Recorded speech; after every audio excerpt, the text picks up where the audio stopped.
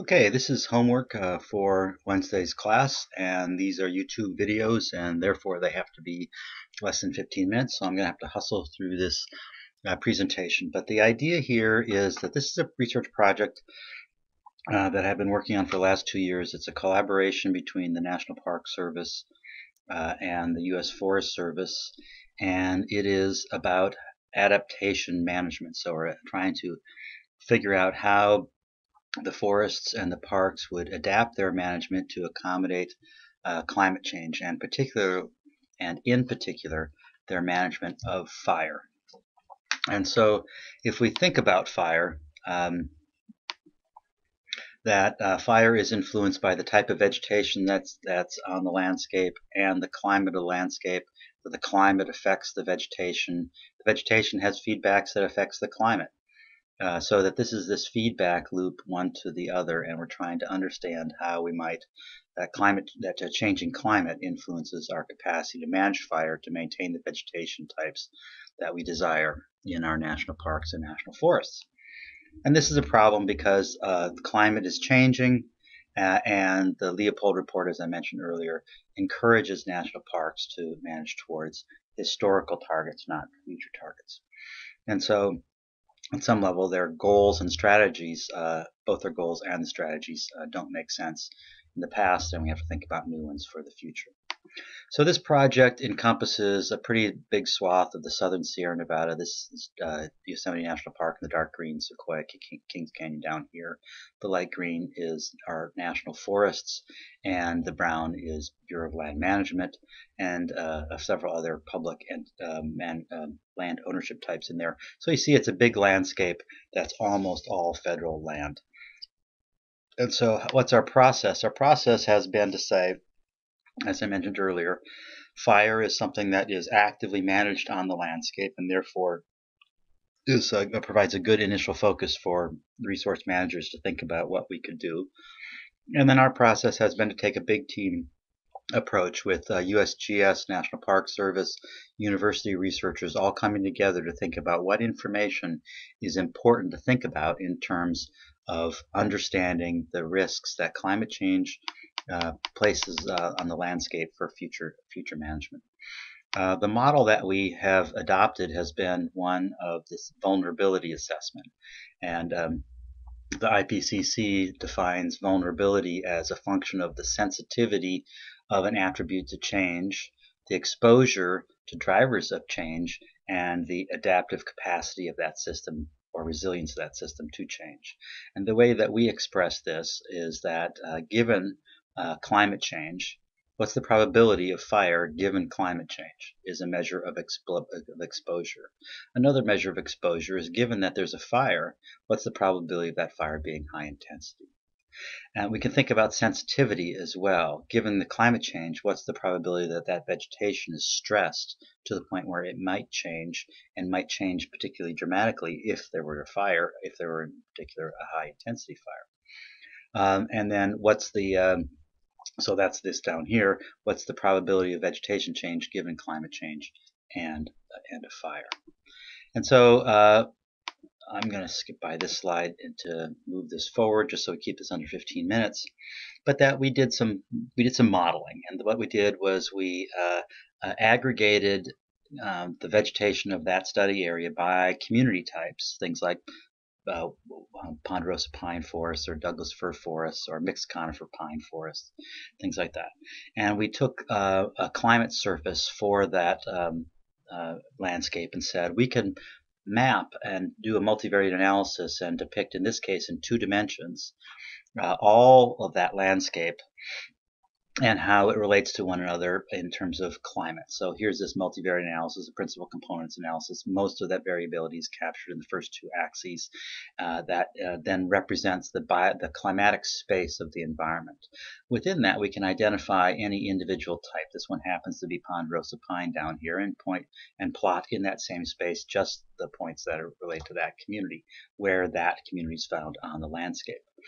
We can then draw contours around this to identify the central core portion of it and increasingly marginal component portions of that distribution. Here in this 1971 to 70 diagram where we're looking at how that fits on, those points fit on the landscape. We can move through time to the right, then down here and over to the right, down to the lower right, and say what happens to those points as we project future climates onto um, that landscape. Now, this involves a particular climate model and a particular mission scenario. We're not going to get bogged down in those details, but suffice it to say that as you move through time and climate is projected to change, more of those points then fall outside of those contours or outside of the climatic region where we have any examples of that community type at the present time. And what we then do is define that as being sensitive to change on the landscape.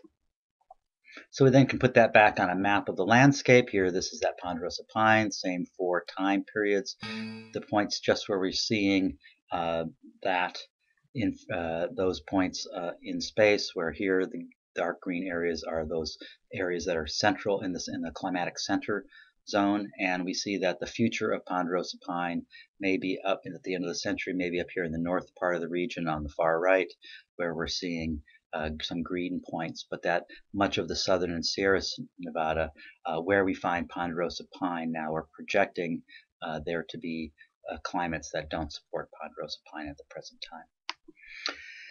And that would suggest a vulnerability to change. And we can do this with all sorts of different types. So here is foxtail pine, one of these high elevation, slow growing species. This area is mismapped, but this is Forest Service, and it's just suggesting that more of the future potential habitat for foxtail pine is in the National Park Service than it is in the U.S. Forest Service. And so different agencies may have a differential responsibility for the future of these resources.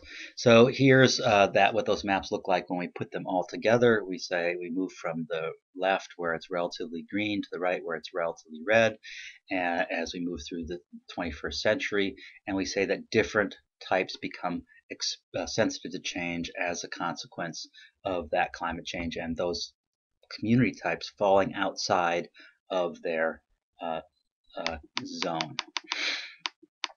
So what we can also look at variability among models and say where do models agree, either in the green or the red here, as being agreement in between models of in terms of their security or towards their sensitivity to exposure, and look at where models disagree.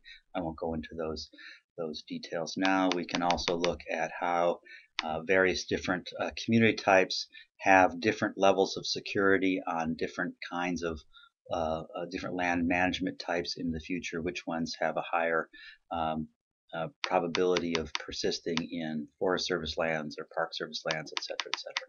A lot of rich detail in this, but I'm not going to go into this in great detail at the moment, but I'm going to skip forward to look at this. We manage fire, and right now when we manage fire, we think about human safety, cultural resources first, in terms of whether we're going to suppress a fire that ignites or ignite a prescribed fire to manage some attribute of interest. We then move on to the ecological attributes like fire return interval, or how long it has been since this area has burned relative to how often it should burn naturally, and things like ecological priorities like groves. And that's sort of the sum total of what we think about when we make decisions with respect to fire now. But with climate change, we might want to also think about what's the magnitude of vegetation change, what's the likelihood of, what's the vegetation sensitivity. Do we want to burn areas that become sensitive early to prepare them for later climate changes and make them less likely to burn later, or do we want to wait, foster change in these vegetations? So we can take this and say, well, here's a vegetation map for a portion of that landscape, and we can look at lots of different attributes that say something about exposure and sensitivity, vulnerability in general. We can think about our resource values like fisher habitat, or where we have buildings and things like this. We can use fire models to understand and predict how likely it is that a portion of the landscape will ignite, and if igniting it burns, and if it burns, how intensively it'll burn. and what that fire return interval departure is, or how ready that landscape is to burn. We can also think about portions of the landscape that become exposed early or seem to be resilient late in the century or have large magnitudes of change in order to think about how you want to deploy fire management strategies. Well, the way that we did this was to say, we aren't certain what kind of future we're going to have. We don't know if there's going to be more ignitions in the future or fewer ignitions in the future, whether it's going to be warmer and drier or warmer and wetter. So we went through this process of scenario planning to think about what are the major axes of uncertainty in the future. And then afterwards, we took that and said, well, now let's look at how we would deploy fire management resources, how we would reduce fuels either through a process of managed fires or selective thinning to try and prepare landscapes for this future climate. And we just did this with a simulation game where we deployed fire management and then dropped burns onto that landscape and asked, did we manage to save the resources that we're interested in, or did we not? And one of the things that we learned was that we really haven't clarified the objectives. Are we trying to manage a barrier between the wildland urban interface? Are we trying to manage fires to ease transitions in areas as they become prone to change? Are we trying to protect critical resources? Are we trying to slow the rate of climate change or the expression of climate change on the landscape? Are we trying to maintain climatic refugia? And this has been a big problem in terms of deploying an answer to this question. But that we've moved now into computerizing this simulation game, where now we can use fire models like FRID and Farsight to deploy fires, and those are all in the red here in this landscape. And we can use those same models to ask how often those flame lengths fire line intensity goes high, and we can consider those high intensity potentially stand clearing fires to try and then think about how we might adapt to climate change. Okay, so that's what we've done. It's been a very organic process. It's been a process where we're looking at adapting management to climate adaptation.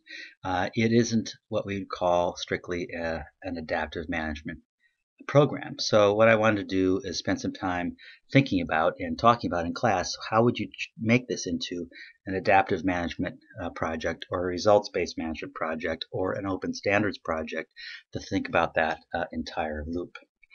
Okay, good luck and see you on